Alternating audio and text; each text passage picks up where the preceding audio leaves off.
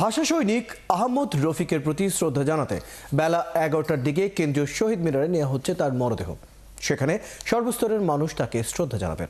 ভাষা সংগ্রামী আহমদ রফিক ফাউন্ডেশন এক সংবাদ বিজ্ঞপ্তিতে শ্রদ্ধা জানানোর শেষে শোক র্যালির মাধ্যমে এই ভাষা সংগ্রামীর মরদেহ ইব্রাহিম মেডিকেল কলেজে দান করা হবে। সেখানে তাকে শেষ বিদায় জানানো হবে। তিনি মেডিকেল শিক্ষার্থীদের ব্যবহারের জন্য মরণোত্তর দেহদান করে গেছেন। বৃহস্পতিবার রাতে রাজধানীর বারডেম হাসপাতালে আহমদ রফিক, তার বয়স হয়েছিল 96 বছর। আহমেদ রফিকের মরদেহ বারডেম হাসপাতালের হিমঘরে রাখা হয়েছে। কেন্দ্রীয় শহীদ মিনার থেকে ভাষা সৈনিক আহমদ রফিকের শেষ শ্রদ্ধা জানানোর আর খবর জানাতে যুক্ত হচ্ছে সহকর্মী সাজিদ সরকার। সাজিদ সরকার, এই ভাষা সংগ্রামীর শ্রদ্ধা জানাতে কারা এসেছেন, কি আনুষ্ঠানিকতা চলছে, সর্বশেষ খবর জানাবেন। দেখি তার মরদেহ আনা হয়েছে এবং আনার পরপরই তার মরদেহ শ্রদ্ধা নিবেদনের জন্য রাখা হয়েছে এবং রাখার পর প্রথম সংস্কৃতি বিষয়ক মন্ত্রণালয়ের পক্ষ থেকে শ্রদ্ধা নিবেদন করা হয়েছে এবং তিনি ব্যক্তি জীবনে যতটা আসলে সময়ের প্রতি নিয়মানুবর্তিত ছিলেন, ঠিক একইভাবে তার মারা যাওয়ার পরেও ঠিক 11টার দিকেই কিন্তু তার প্রতি শ্রদ্ধা নিবেদন শুরু হয়। প্রথমে আমরা দেখছিলাম সংস্কৃতি বিষয়ক মন্ত্রণালয় তাদের পক্ষ থেকে যেমন দেওয়া হয়েছে, একই সাথে আর্কাইভস অধিদপ্তর সেখান থেকে দেওয়া হচ্ছে। একে একে আমরা দেখছি যে প্রত্নতত্ত্ব অধিদপ্তর, সংস্কৃতি বিষয়ক মন্ত্রণালয়, বাংলা একাডেমি সহ যারা যারা ভাষা নিয়ে কাজ করেন সেই সমস্ত সংগঠন এবং তিনি যে ব্যক্তিগত সংগঠন ছিলেন সেই সংগঠনের নেতৃবৃন্দ তাদের পক্ষ থেকে কিন্তু আসলে শ্রদ্ধা নিবেদন কিন্তু আমরা দেখছি। আপনি জানেন, এই ভাষা সংগ্রামী শুধু তিনি কবি এবং সাহিত্যিকই ছিলেন না, একই সাথে ভাষার জন্য যেভাবে জীবন দিয়ে লড়েছেন, অর্থাৎ অবিভক্ত বাংলায় থেকে শুরু করে ভাষা সংগ্রাম এবং ভাষা সংগ্রাম থেকে স্বাধীনতা এবং পরবর্তীতে তিনি আসলে রবীন্দ্র গবেষক, সবকিছুতে তার যে অবদান, সেই অবদানের কারণে কিন্তু আমরা দেখছি যে ঠিক সময়ের আগেই এখানে শত শত মানুষ জড়ো হয়েছে এবং বিভিন্ন সংগঠনের পক্ষ থেকে কিন্তু তাকে শ্রদ্ধা নিবেদনের জন্য এখানে এসেছেন এবং আমরা যতটুকু জেনেছি এখান থেকে থেকে ইব্রাহিম কার্ডিয়াকে তার মরদেহ নেওয়া হবে এবং তার ইচ্ছা অনুযায়ী, অর্থাৎ তিনি আগেই যেটি জানিয়েছিলেন তার মরদেহ যেন মেডিকেলের জন্য দান করা হয়, সেই কারণে কিন্তু বারডেম ইব্রাহিম কার্ডিয়াকে রাখা হবে এবং সেটি দুপুর 1টার দিকে নেওয়া হবে। এর মাঝে যারা যারা আসবেন তারা প্রত্যেকেই শেষবারের মতো তাকে শ্রদ্ধা নিবেদন করবেন। ফয়সাল। ধন্যবাদ সাজিদ সরকার। খবর রাখতে থাকুন, প্রয়োজনে আবার আপনার সাথে যুক্ত হব। দর্শক, আমাদের সাথে আমাদের সহকর্মী সাজিদ সরকার যুক্ত ছিলেন কেন্দ্রীয় শহীদ মিনার থেকে। সেখানে ভাষা সৈনিক আহমদ রফিকের শ্রদ্ধা জানাতে নানা ধরনের তার কাছের মানুষেরা আসছেন। তার শেষে আমরা দেখব তার মরদেহ হস্তান্তর করা হবে ইব্রাহিম কার্ডিয়াকে। এবার চলে যাচ্ছে অন্যান্য সংবাদে। উপদেষ্টা পরিষদের অনেককেই বিশ্বাস করাটা ছিল অনেক বড় ভুল। তাদের প্রতি আস্থা রেখে প্রতারিত হয়েছেন বলে অভিযোগ করেছেন এনসিপির আহ্বায়ক নাহিদ ইসলাম। সেই সব উপদেষ্টাদের নাম প্রকাশের হুঁশিয়ারিও দেন তিনি। আর উপদেষ্টাদের অনেকে এখনই সেফ এক্সিট নিয়েও ভেবে রেখেছেন বলে দাবি করেন নাহিদ। রাশেদ আরিসের বিশেষ প্রতিবেদন। আমার বিবেচনার জন্য আনীত হইবে। 24-এর গণঅভ্যুত্থানের পর ডক্টর মোহাম্মদ ইউনূসের সরকারে যোগ দেয় ছাত্র প্রতিনিধিরা। পরে একজন পদত্যাগ করে হাল ধরেন তরুণদের দল এনসিপির। এখনও উপদেষ্টা পরিষদে আছেন 2 জন। ছাত্রদের উপদেষ্টার আসনে বসাটা কি ভুল ছিল? সেই প্রশ্ন ছিল এনসিপির আহ্বায়ক ও সাবেক তথ্য উপদেষ্টা নাহিদ ইসলামের কাছে। তিনি বলেন, ছাত্ররা উপদেষ্টা না হলে সরকার 3 মাসও টিকতো না। আমরা কেউ সরকার উপদেষ্টা পদে যেতে চাই না। আমরা কিন্তু জাতীয় সরকারের আহ্বান জানিয়েছিলাম, তাহলে কিন্তু ছাত্রদের এই দায়িত্বটা করা লাগতো না। কারণ যদি রাজনৈতিক শক্তি বা অভ্যুত্থান শক্তি সরকারে না থাকতো, এই সরকার 3 মাসও টিকতো না। এবং এই সরকারকে উৎখাত করার, প্রতিবিপ্লব করার নানা ধরনের চেষ্টা চলমান ছিল প্রথম 6 মাস, ইভেন এটা এখনো মাঝে মাঝে আছে। 71কে দেয়া একান্ত সাক্ষাৎকারে নাহিদ জানান, কয়েকজন উপদেষ্টাকে বিশ্বাস করা তাদের সবচেয়ে বড় ভুল ছিল, যাদের মাধ্যমে প্রতারিত হওয়ারও অভিযোগ করেন তিনি। অচিরেই তাদের নাম প্রকাশ করার কথাও বলেন নাহিদ। রাজনৈতিক দলের নেতাদের এবং যারা উপদেষ্টা হয়েছে তাদের অনেককে বিশ্বাস করাটা আমাদের অবশ্যই ভুল হয়েছিল। আমাদের উচিত ছিল যে ছাত্র নেতৃত্বকে শক্তিশালী করা, সরকারে গেলে সম্মিলিতভাবে যাওয়া। এটা আমরা নাগরিক সমাজ বা রাজনৈতিক দলকে আমরা যে বিশ্বাসটা করেছিলাম বা তাদেরকে আস্থা রাখতেছিলাম, সেই জায়গায় আসলে আমরা প্রতারিত হয়েছি। অনেক উপদেষ্টা তাদের নিজেদের আখের গুছিয়েছে অথবা গণ অভ্যুত্থানের সাথে বিট্রে করেছে। আমরা যখন সময় আসবে এদের নামও আমরা উন্মুক্ত করব। শুধু তাই নয়, উপদেষ্টাদের অনেকে সেফ এক্সিট নিয়ে এখনই ভেবে রেখেছেন বলে দাবি করেন নাহিদ। তারা রাজনৈতিক দলের সাথে লিয়াজও করে রেখেছে বলেও একাত্তরকে জানান তিনি। উপদেষ্টারা অনেকেই বিভিন্ন রাজনৈতিক দলের সাথে লিয়াজু করে ফেলেছে, তারা নিজেদের সেফ এক্সিটের কথা ভাবতেছে। তো এইটা আমাদেরকে অনেক পোহাতে হচ্ছে এবং পোহাতে হবে আর। কিন্তু তারা যদি এটা বিশ্বাস করতো যে তাদের নিয়োগকর্তা ছিল যে গণ অভ্যুত্থানের শক্তি, এদেশের সাধারণ মানুষজন, এদেশের মানুষজন যারা রাজপথে নেমেছিল, যারা জীবন দিতে গিয়েছিল, জীবন দিয়েছে এবং যারা আহত হয়েছে, যদি তাদের উপর ভরসা করতো তাহলে উপদেষ্টাদের এই বিচ্যুতি হতো না।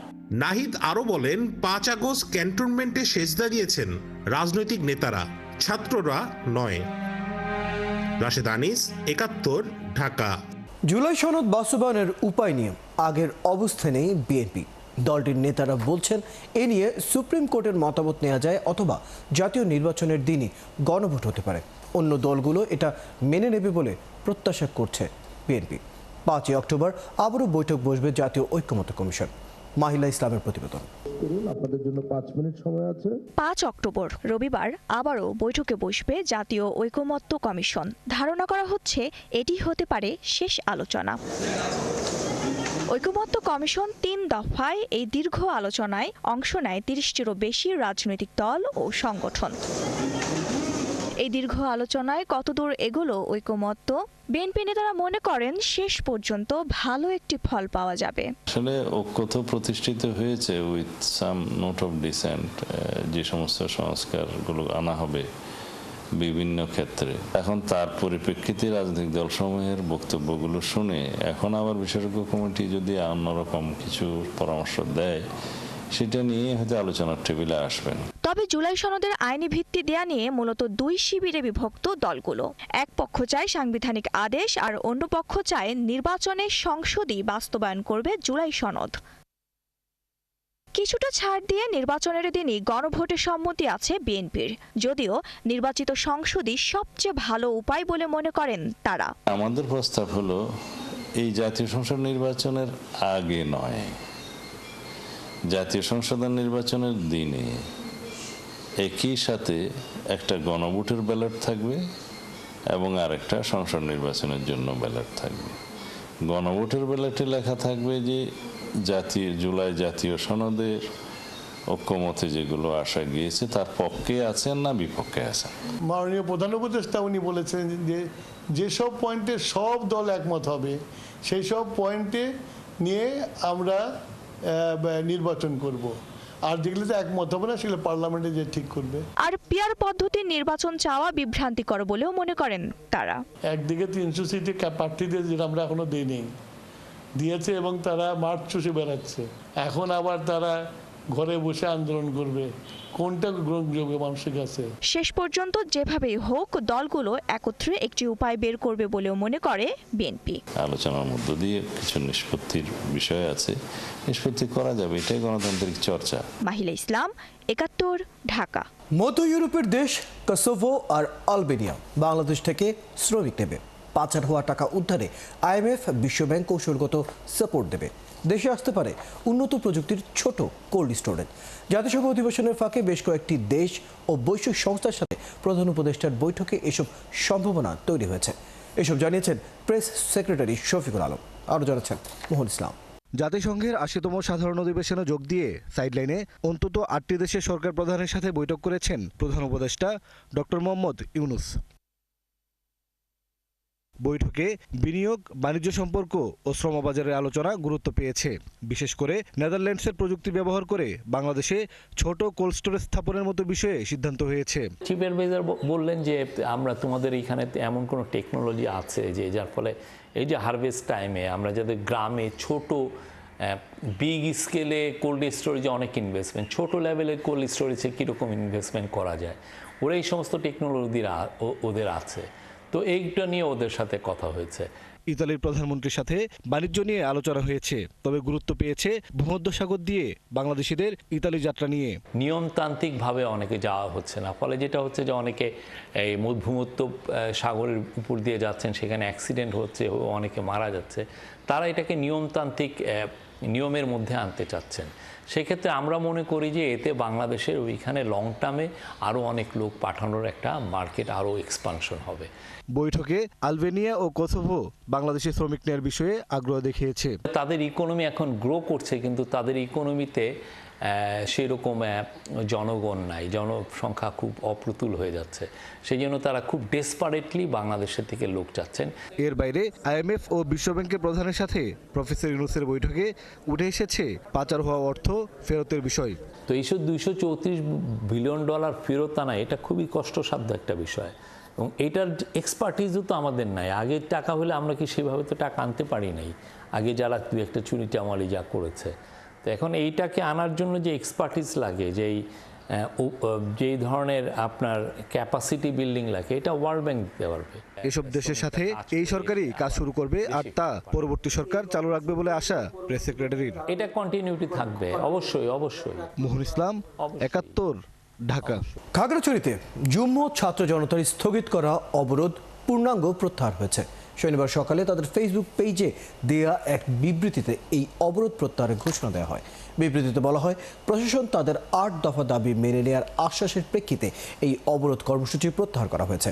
তারা প্রশাসনের কাছে তাদের দাবিগুলো দ্রুত বাস্তবায়নের জন্য অনুরোধ করেন। প্রশাসনের সাথে দ্বিতীয় দফা বৈঠকের পর এই অবরোধ কর্মসূচি প্রত্যাহার করা হলো। খাগড়াছড়ি সদর থানার ভারপ্রাপ্ত কর্মকর্তা আব্দুল বাতের মৃধা জানান, অবরোধ প্রত্যাহারের কারণে জনজীবন স্বাভাবিক হয়েছে, আর যাতে আইনশৃঙ্খলা পরিস্থিতির অবনতি না হয় তার জন্য যে পুলিশ নিরাপত্তা ব্যবস্থা ছিল তা অব্যাহত রয়েছে।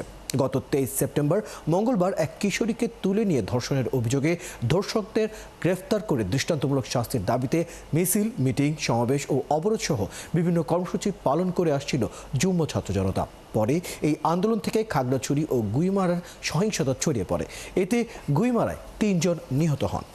দোকানপাট খোলা শুরু হয়েছে এবং যারা নাগরিক রয়েছে তারা এখন কেনাকাটা নিয়ে ব্যস্ত রয়েছে। এর পাশাপাশি যাতে আবার আইন শৃঙ্খলা পরিস্থিতি অবনতি না হয় সেজন্য আমাদের পুলিশের যে নিরাপত্তা ব্যবস্থা ছিল সেটা এখন পর্যন্ত অব্যাহত রয়েছে। দর্শক, শহীদ জিয়ার কবরে শ্রদ্ধা নিবেদনের পর কথা বলছেন রুহুল কবির রিজভী। আমরা সরাসরি সেখানে যুক্ত হচ্ছি।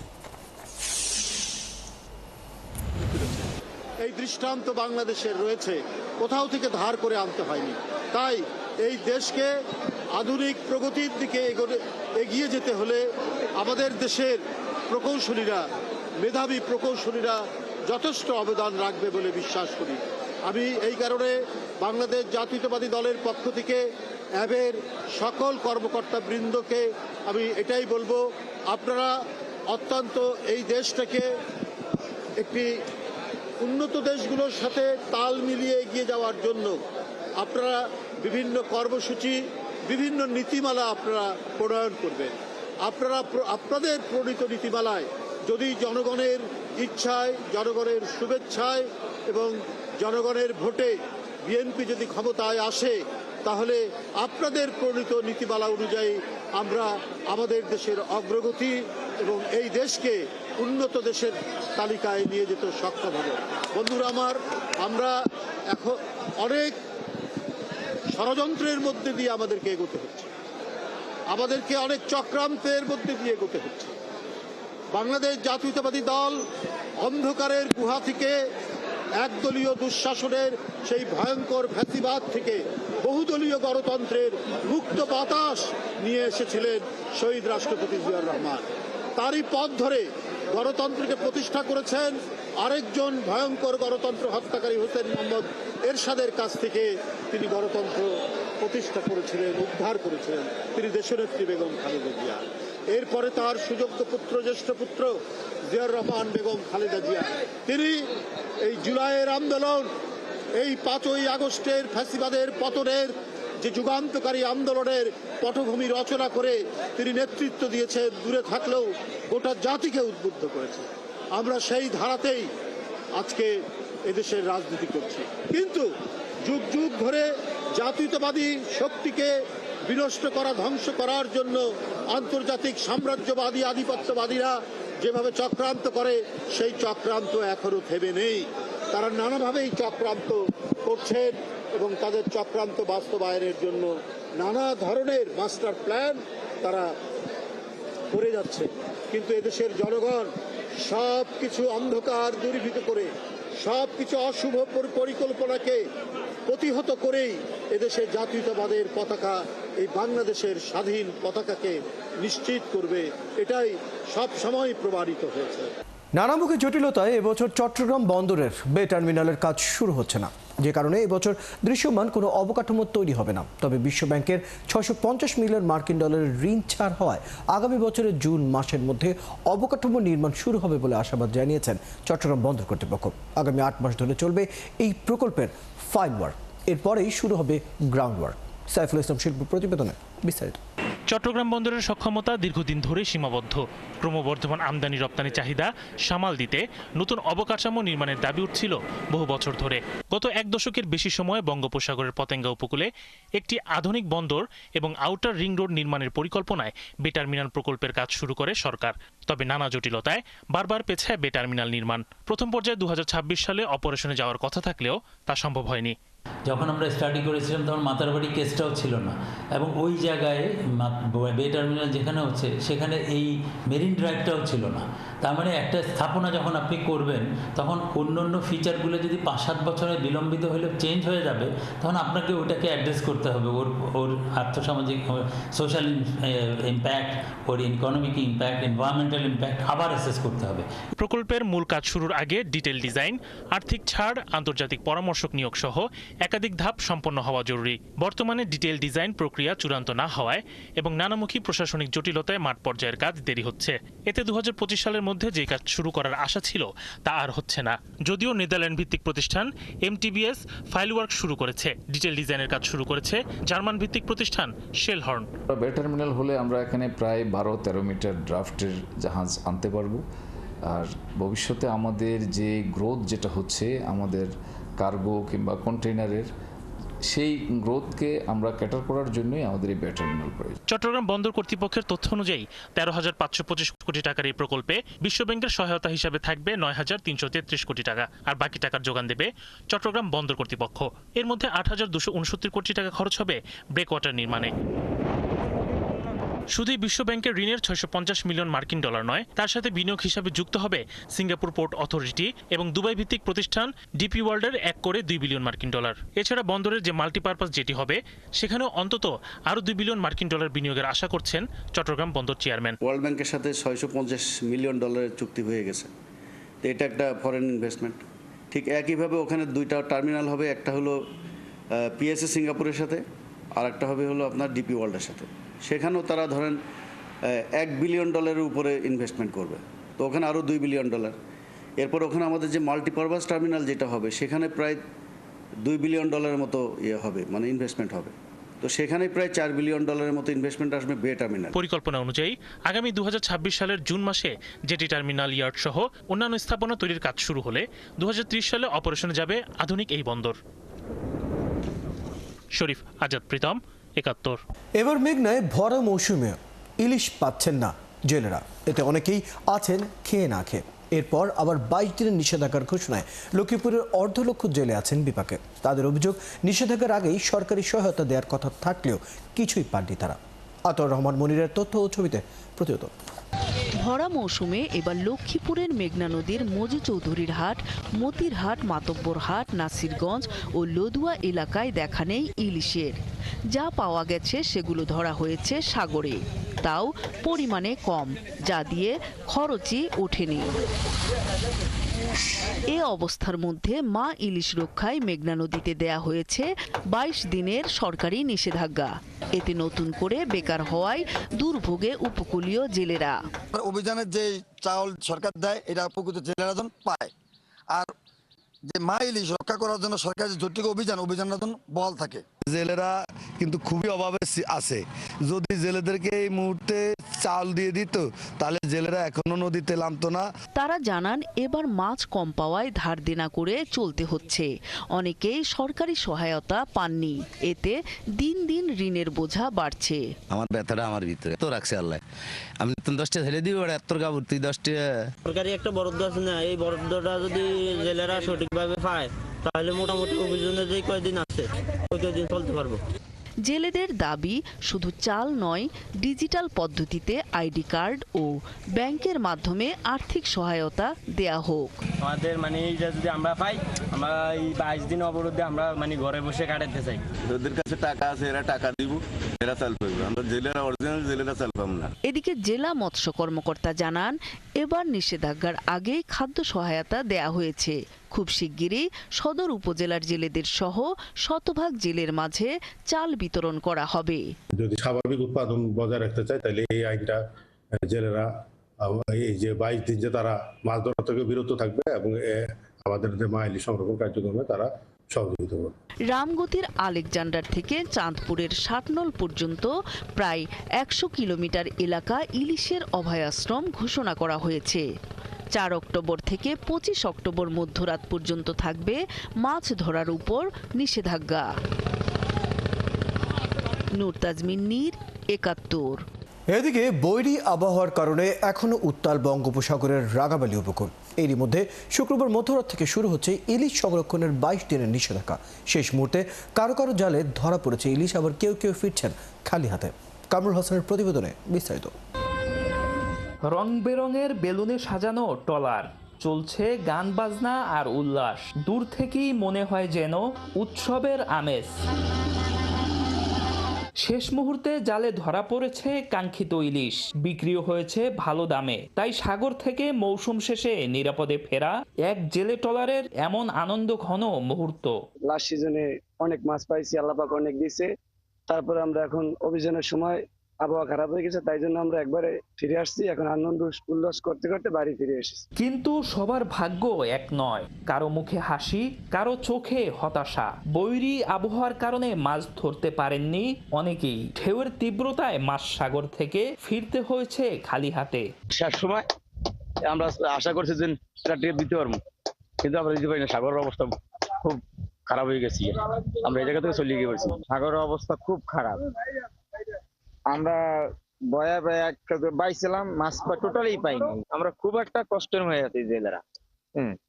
এই অবস্থায় আমরা আছি। এখন অবরোধ পড়ে গেছে, এখন আমরা মাছ ধরতে পারিনি, নদী উত্তাল হয়ে গেছে। শুক্রবার মধ্যরাত থেকে শুরু হলো ইলিশ সংরক্ষণে 22 দিনের নিষেধাজ্ঞা। এই সময়ে ইলিশ ধরা, পরিবহন, মজুদ, বিক্রি ও বিপণন সম্পূর্ণ নিষিদ্ধ। এই অভিযান চলাকালীন যদি কেউ ইলিশ আহরণ, পরিবহন এবং ক্রয় বিক্রয়, বাজারজাতকরণ এবং এর সাথে কোনো রকমভাবে সংশ্লিষ্ট থাকে তাহলে তাকে 1 থেকে 2 বছর জেল অথবা 5,000 টাকা জরিমানা অথবা উভয় দণ্ডে দণ্ডিত করা হবে। বিশেষজ্ঞদের মতে এবার পুরো মৌসুম জুড়েই জেলেদের ভাগ্য সহায় হয়নি। একের পর এক লঘুচাপ, নিম্নচাপ আর সক্রিয় মৌসুমী বায়ুর কারণে সাগর উত্তাল হয়ে ওঠায় বেশিরভাগ সময়ই মাছ ধরতে পারেননি তারা। একেবারে শেষে এসে ইলিশ পাচ্ছিল এবং তারা মনে করছিল যে 4 অক্টোবরের আগ পর্যন্ত ইলিশ ধরতে পারবে, কিন্তু সাগরের বৈরী আবহাওয়ার কারণে কিন্তু তারা কিন্তু আসলে এই শেষ দিন পর্যন্ত কিন্তু ইলিশটা ধরতে পারে না। পটুয়াখালীর রাঙ্গাবালী উপকূলে নিবন্ধিত জেলের সংখ্যা 16,809 জন। এর বাইরেও প্রায় 5,000 মানুষের প্রধান আয় মাছ ধরা। কামরুল হাসান, 71, রাঙ্গাবালী, পটুয়াখালী। দর্শক, 22 দিন সাগরে মাছ শিকারে নিষেধাজ্ঞায় পটুয়াখালীর রাঙ্গাবালীতে ঘাটের পরিস্থিতি ও জেলেদের খবর জানাতে আমাদের সাথে যুক্ত হচ্ছেন কামরুল হাসান। কামরুল হাসান, রাঙ্গাবালীতে জেলেদের সর্বশেষ পরিস্থিতি আসলে জানতে চাই, কারণ কিছুক্ষণ আগে আমরা প্রতিবেদনে দেখছিলাম মাছ ধরার যে এখনকার যে পরিস্থিতি যাচ্ছে সেটি নিয়ে অনেক জেলেরাই তারা কিন্তু নানা ধরনের অভিযোগ তুলছেন। মৎস্যজীবীরা কি বলছেন? জি রয়েল, আশ্বিনী পূর্ণিমা ও অমাবস্যার সময় মা ইলিশের ডিম ছাড়ার উপযুক্ত সময়। সাগরের নোনা পানি থেকে নদীর মিঠা পানিতে এসে ডিম ছাড়ে মা ইলিশ। এই সময় ইলিশের প্রজনন, উৎপাদন ও বেড়ে ওঠা নিশ্চিত করার জন্য সরকার 22 দিনের নিষেধাজ্ঞা আরোপ করেছে। তাই এই সময় হাজার হাজার জেলেরা কর্মহীন হয়ে পড়ে এবং বেকার সময় পার করে। আমি এই মুহূর্তে আগুনমুখা নদীর মৎস্য ঘাটে অবস্থান করছি। এই ঘাটে দেখছেন অসংখ্য জেলে ট্রলার কিন্তু এসে ইতিমধ্যে নোঙর করেছে। নিষেধাজ্ঞা মেনে তারা রাঙ্গামাটি উপজেলার বিভিন্ন মৎস্য ঘাটে এইভাবে অবস্থান করছে। জেলেরা বলছেন এই সময় তারা কর্মহীন হয়ে পড়েন এবং বেকার হয়ে পড়েন, যার কারণে আয় রোজগার থাকে না এবং সংসার টানাপোড়েনে চলে। মৎস্য বিভাগের পক্ষ থেকে বলা হচ্ছে নিষেধাজ্ঞা মেনে চলা জেলেদেরকে 25 কেজি করে চাল দেওয়া হবে, কিন্তু জেলেরা বলছেন যে আসলে 25 কেজি চাল পর্যাপ্ত নয় এই 22 দিনের জন্য। সেই সঙ্গে তারা বলছেন যে সঠিক সময় মতো চাল বিতরণ হয় না। অনেক ক্ষেত্রেই দেখা যায় নিষেধাজ্ঞার শেষ দিকে চাল বিতরণ করা হয়, যা জেলেদের তেমন কোনো কাজেই আসছে না। সেই সঙ্গে জেলেরা অভিযোগ তুলছেন যে আসলে অনেক অনিবন্ধিত জেলে রয়েছে এবং নিবন্ধনের মধ্যেও কেউ কেউ এই সরকারের সহায়তা থেকে বঞ্চিত হচ্ছেন। তার বদলে অনিবন্ধিত এবং অপেশাদার কিছু মানুষ রয়েছে যারা আসলে জেলে পেশার সঙ্গে নিয়োজিত নয়, সেই সকল মানুষ এই সুবিধার অন্তর্ভুক্ত হয়ে বছরের পর বছর সুবিধা ভোগ করছেন, কিন্তু প্রকৃত জেলেরা এই সুবিধা থেকে বঞ্চিত হচ্ছেন। এমন অভিযোগ কিন্তু বছরের পর বছর ধরেই জেলেরা করছেন। কিন্তু প্রশাসনের পক্ষ থেকে বলা হচ্ছে জেলে তালিকা হালনাগাদ করা হবে এবং প্রকৃত জেলেদের অন্তর্ভুক্ত করা হবে, এমনটি তারা বলছেন। এবং সেই সঙ্গে রয়েল আপনাকে আরো একটি গুরুত্বপূর্ণ তথ্য জানিয়ে রাখতে চাই। আপনি জানেন আমাদের প্রতিবেশী দেশ রয়েছে, আজ থেকে বাংলাদেশে 22 দিনের নিষেধাজ্ঞা শুরু হয়েছে, অথচ 2 দিন আগেই প্রতিবেশী দেশ ভারতের পশ্চিমবঙ্গে 2 দিন আগে নিষেধাজ্ঞা শুরু হয়েছে 11 দিনের জন্য। আমাদের নিষেধাজ্ঞা শেষ হওয়ার ঠিক 13 দিন আগে কিন্তু পশ্চিমবঙ্গের নিষেধাজ্ঞা শেষ হবে। সেক্ষেত্রে গবেষক এবং বিশেষজ্ঞরা বলছেন যে এই একই বঙ্গোপসাগরে দুর্নীতির কারণে আসলে জেলেদের সমস্যা হতে পারে এবং বাংলাদেশি জেলেরা মাছ শিকার থেকে বঞ্চিত হতে পারেন, এমনটি কিন্তু তারা আশঙ্কা করছেন। এই ছিল আসলে রাঙ্গামাটি থেকে সবশেষ। কামরুল হাসান, আমরা জানতে পারলাম আপনার কাছে সর্বশেষ পরিস্থিতি। আমরা আশা করবো এই নিষেধাজ্ঞা আসলে কার্যকর হবে এবং গতবার নিষেধাজ্ঞার পর আমরা যেরকম এই সময় আমরা মাছের যেরকম সংকট দেখতে পাচ্ছি, পরবর্তী সময় সেটি হবে না। ধন্যবাদ সময়টুকু দেওয়ার জন্য। দর্শক, আমাদের সাথে রাঙ্গামাটি থেকে পটুয়াখালী রাঙ্গামাটি থেকে যুক্ত ছিলেন সহকর্মী কামরুল হাসান। নাটোর আত্রাই নওগাঁ আঞ্চলিক মহাসড়কে প্রায় 200 কোটি টাকা ব্যয়ে নির্মাণ করা হলেও সুবিধার বদলে বারবার দুর্ভোগী বয়ে আনছে।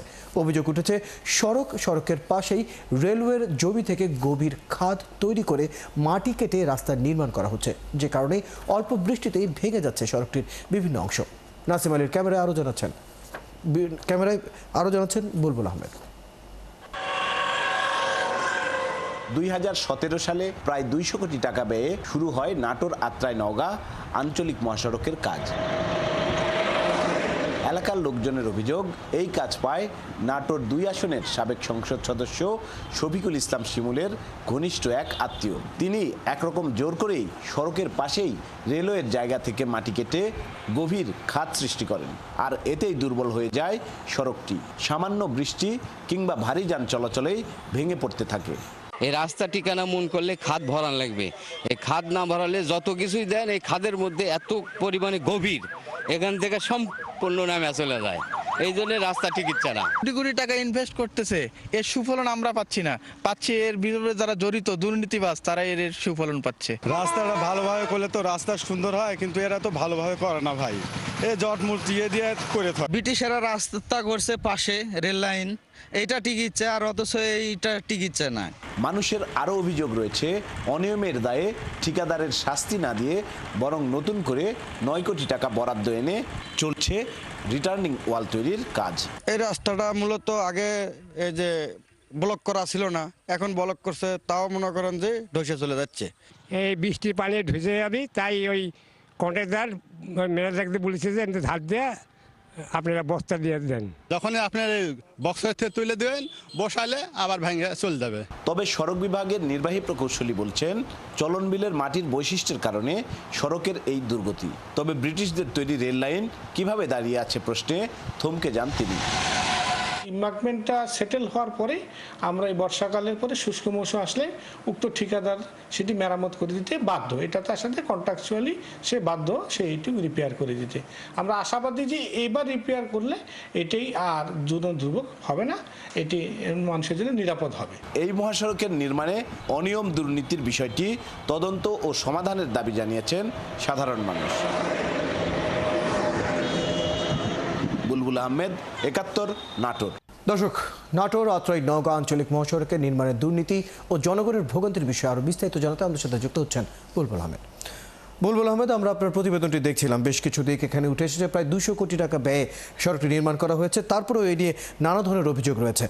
আপনি কি সড়ক বিভাগের সাথে কথা বলেছেন? প্রশাসন কি বলছে এই বিষয়ে? সড়ক বিভাগের লোকেরা যেটি বলছেন যে এবছরের যে এপার্টমেন্ট ভেঙে গিয়েছে এটি ঠিক করার পরে আর ভাঙবে না, এবং তারা বলছেন যে চলনবিলের এই অঞ্চলের মাটির প্রকৃতি খারাপ, সেই কারণে ধসে যাচ্ছে। কিন্তু এখানকার স্থানীয় জনগণ এবং এই এলাকার যারা বাসিন্দা রয়েছে এবং সচেতন মহল রয়েছে এবং বিশেষজ্ঞ যারা রয়েছেন তারা বলছেন যে এই সড়কটি ভাঙার মূল কারণ হলো যে এটি নির্মাণের দুর্নীতি এবং এখানে সড়কের পাশ থেকেই মাটি কেটে নেওয়ার ফলে এই সড়কের এই দুর্গতিটা হয়েছে। এবং তারা বলছেন যে এই সড়কটি মূলত রেলের জায়গার মধ্যে দিয়ে করা হয়েছে এবং পাশেই রেলের আরো জায়গা রয়েছে, সেখান থেকে কিন্তু গভীর খাদ করে রাস্তার পাশ থেকে মাটি কাটা হয়েছে, যার ফলশ্রুতিতে এই মাটিটা ধসে যাচ্ছে বারে বারে। এবং সড়ক বিভাগের পক্ষ থেকে 9 কোটি টাকা বরাদ্দ দিয়ে এই যে সয়েল রিটার্নিং ওয়াল যেটি সেটি করা হয়েছে, দেখতে পাচ্ছেন আমাদের ক্যামেরার সাহায্যে, সেই সয়েল রিটার্নিং ওয়াল যেটি সেই ওয়ালটিও কিন্তু টিকছে না। এই ওয়াল টেকানোর জন্য এই ওয়ালের পাশে কিছু মাটি দেওয়া হয়েছে এবং কাঠের বলি এবং কিছু কিছু জায়গায় বালির বস্তা দেওয়া হয়েছে, তারপরেও এই ওয়াল টেকানো যাচ্ছে না। তো যেই ওয়াল সড়ক টেকানোর জন্য যে ওয়াল দেওয়া হয়েছে সেই ওয়ালকে টেকানোর জন্য আবার ব্যবস্থা নিতে হচ্ছে। তো এই সড়কে মূলত যে দুর্নীতি হয়েছে সেই দুর্নীতিটাকে কিন্তু বৈধতা দিয়েছেন এই সড়ক বিভাগের যারা প্রকৌশলী রয়েছে এবং এই রাস্তার সাথে যারা সম্পৃক্ত ছিল, উপসহকারী প্রকৌশলী এবং অন্যান্য যারা নির্বাহী প্রকৌশলী, অতিরিক্ত প্রধান প্রকৌশলী সহ প্রকৌশলীরা কিন্তু। তাহলে মূলত এ নিয়ে আসলে এখনো কথাই চলছে, আমরা আশা করবো যথাযথ এর পদক্ষেপ নেওয়া হবে। ধন্যবাদ বুলবুল আহমেদ, আপনি খবর রাখতে থাকুন। দর্শক, আমাদের সাথে আমাদের সহকর্মী বুলবুল আহমেদ যুক্ত হয়েছিলেন, জানাচ্ছিলেন নাটোর, আত্রাই এবং নওগাঁ আঞ্চলিক মহাসড়ক নিয়ে যে দুর্নীতি এবং জনমনের যে ভোগান্তি, নানা বিষয়গুলো আমরা তার কাছ থেকে জানছিলাম। দর্শক, চলছে সংবাদ সংযোগ, সরাসরি সাংবাদিক অনুষ্ঠান দেখতে চোখ রাখুন একাত্তরের ফেসবুক পেজে এবং সাবস্ক্রাইব করুন একাত্তরের ইউটিউব চ্যানেলে। একাত্তরের সাথে থাকুন।